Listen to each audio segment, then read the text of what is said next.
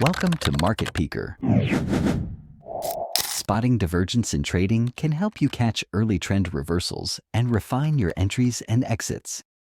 Let's break down how to identify it and use it effectively. 1. What is divergence? Divergence happens when the price moves in one direction, but an indicator like RSI or MACD moves in the opposite direction. It signals a potential trend change. 2. Types of divergence. Regular divergence indicates a possible reversal. Bullish. Price makes lower lows, but the indicator makes higher lows. Bearish. Price makes higher highs, but the indicator makes lower highs.